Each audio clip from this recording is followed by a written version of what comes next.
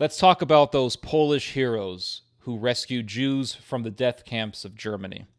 Out of all of the countries that were occupied by the Third Reich, that were occupied by Germany, Poland had more people who rescued Jews than any of those countries. There were more righteous Gentiles who risked their lives saving Jewish people from Poland than any other country.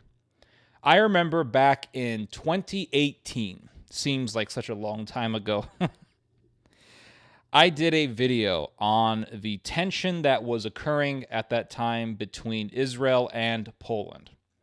What was the cause of this tension? The cause of the tension was Benjamin Netanyahu, the leader of Israel at that time, calling the German concentration camps in Poland Polish death camps. And there were numerous activists, Zionist activists, who were so adamant about calling the German death camps Polish death camps. And by doing so, they were implying that the Poles were somehow responsible for these death camps. Because how could there be so many death camps if the people weren't anti-Semitic?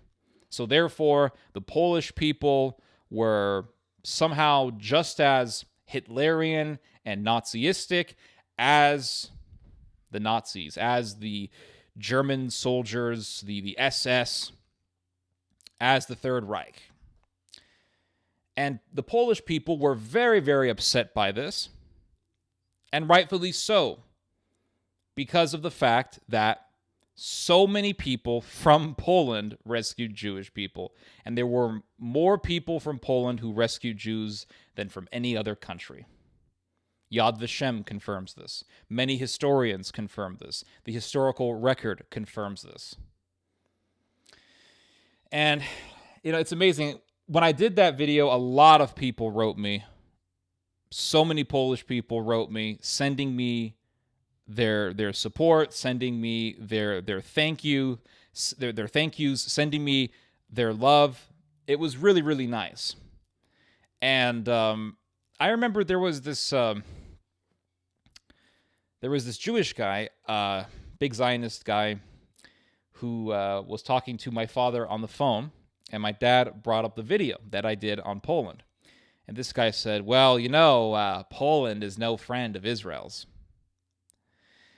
And I think to myself, these types of people who just want to continue to exasperate tensions, who want to continue to mischaracterize Poland and keep calling these things, keep calling the death camps Polish death camps.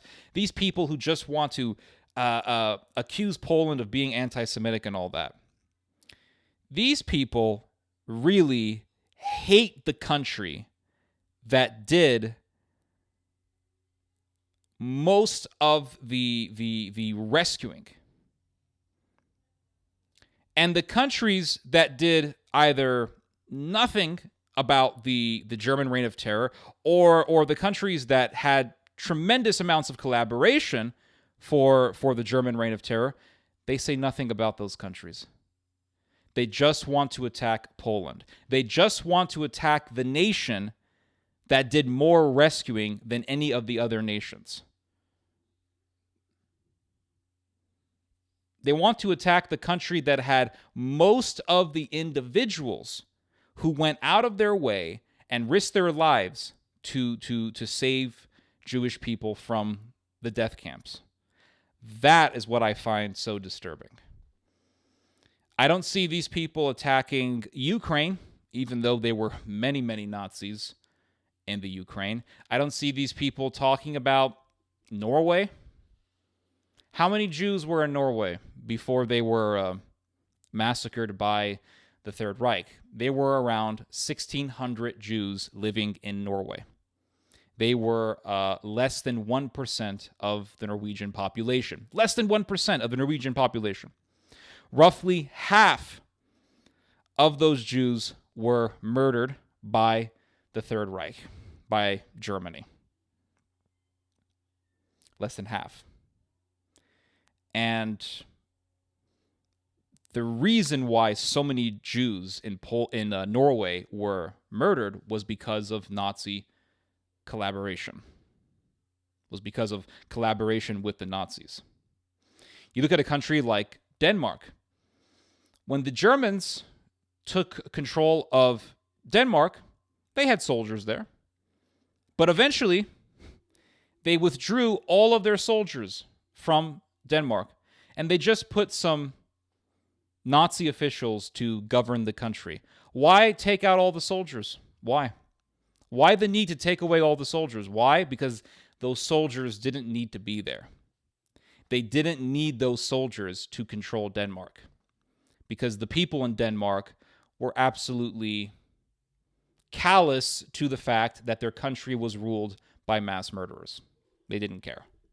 Poland, on the other hand, you had a war between the Polish people and the Nazis, the Nazi Germans. You had a war. Thousands of German soldiers in Poland. Why so many soldiers?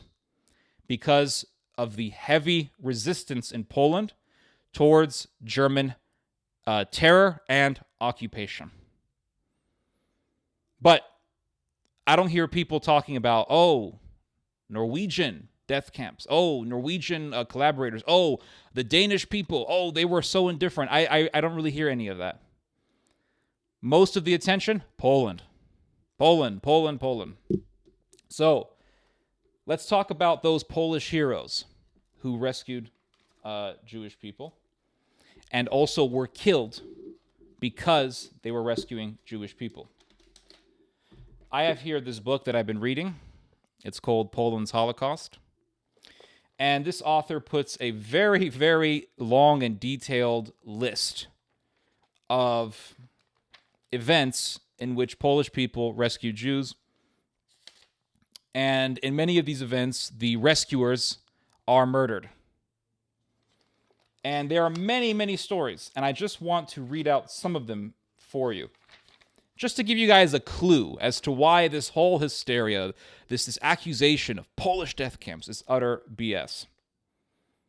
I'm going to read to you guys these events. Forgive me for not pronouncing the Polish words and names correctly. September 7th, 1939, in Limanova, near Krakow, the Germans executed 9 Jews together with a Catholic mailman, Jan Semik, who intervened in their behalf. January 14th, 1940, the Germans found the broken shackles of a Jewish prison escapee in the Warsaw apartment of Maria Brodaka, a Catholic Pole. She was executed. July 1st to July 12th, 1940, the Gestapo arrested and deported to Auschwitz the board of directors of the Polish Bar Association in Warsaw, 80 Polish lawyers, for refusing to disbar Jewish lawyers. Practically all of them died. May 1941, German plans for the starvation of the Warsaw Ghetto were systematically sabotaged by illegal deliveries of about 250 tons of flour a day. Josef Dabrowski and several other Poles were shot by the Germans for making such deliveries. I'm sorry, I have to put a little bit more attention on that story. Imagine 250 tons of flour a day. These anti-fascist Polish resistance fighters were putting into the Warsaw Ghetto to prevent starvation. Now that is amazing, but you never hear about this.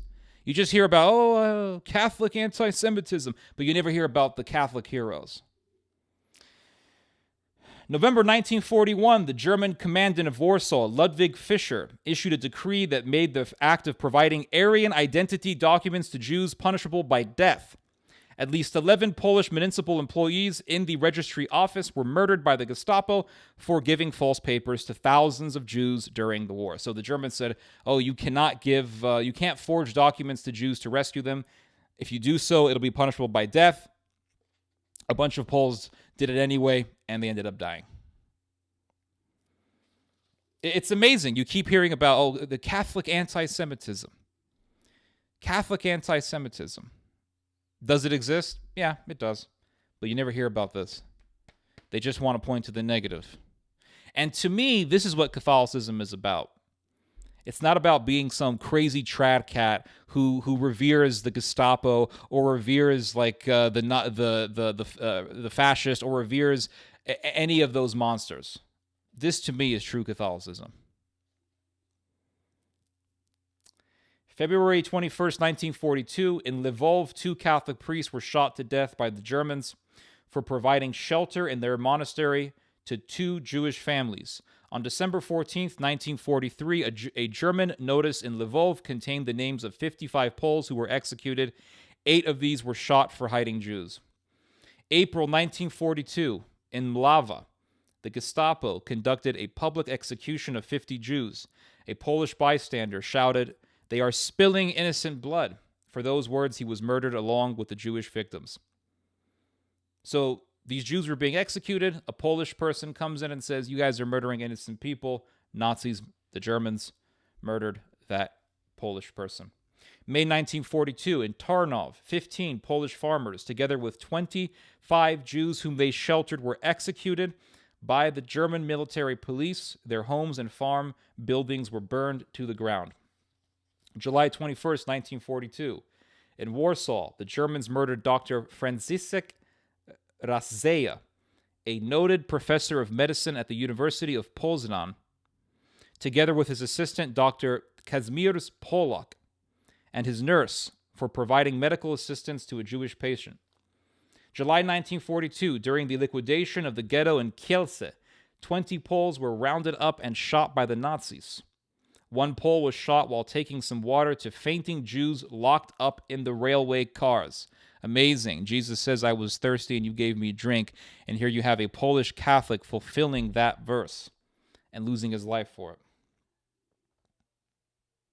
I already read this. October 6, 1942, in Bidasov Novi, near Bilgoraj, the Germans murdered 22 Polish farmers for sheltering Jews. Their homes and farm buildings were burned to the ground.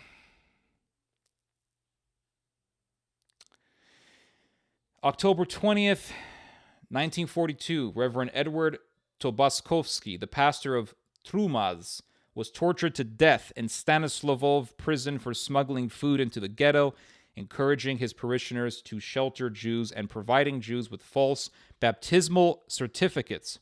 According to a resident of Trumaz, Shlomo Blond, Tobaskowski was betrayed to the Gestapo by a Jewess. So this Polish pastor was sheltering Jews. He was encouraging other people to shelter Jews, and he was also providing Jewish people with false baptismal records so that they could say that they were Christian, so they wouldn't be murdered. And a Jewish person actually told the Germans where this guy was and facilitated his murder. Yeah. November 19th, 1942, a Polish farmer from Nasutov, near Lubartov, was hung for sheltering a Jew and his son, whom 4 German soldiers spotted leaving the farmer's barn. The farmer's barn was also burned to the ground.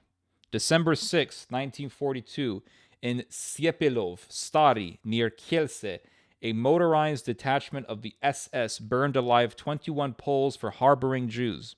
These are stories you never hear about. You never hear these stories. You just hear about what? The same conventional narrative regarding this history, the same conventional narrative regarding the Second World War. You'll hear about some Christian anti-Semitism, but you never hear about the Christian heroes. December 6, 1942, in Klamocha Forest near Kielce, Polish partisans battled German forces surrounding a hideout of Jews. 20 Poles were killed. 2 captured Jews died without betraying the names of the Polish game wardens who had helped them. So these 2 Jews were tortured, and they refused to betray the Catholics who rescued them. December 1942, in Warsaw, 2 members of the Polish underground scouting organization called Zare Zerdzi were arrested by the Gestapo for bringing aid and weapons to the Jews in the ghetto.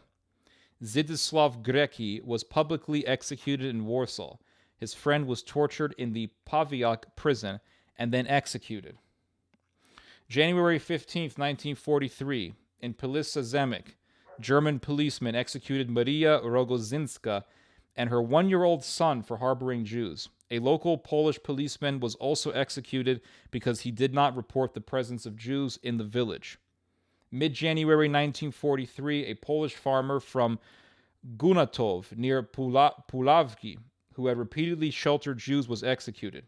A Jewish tailor, who had benefited from the farmer's hospitality, led a patrol of German gendarmes to the farm where he had been sheltered. So this guy was rescuing Jews. Jewish person leads the German Nazis to his place, and he is murdered.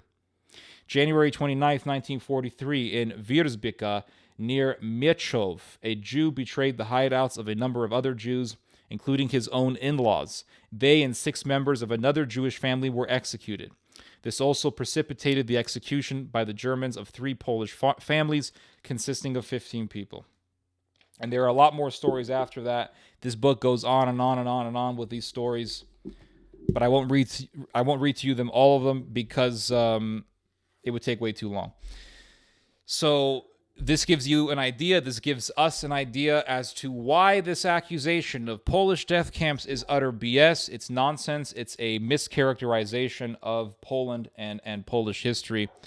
It's complete nonsense. But that's what a lot of people will bring up. That's what a lot of these people will bring up.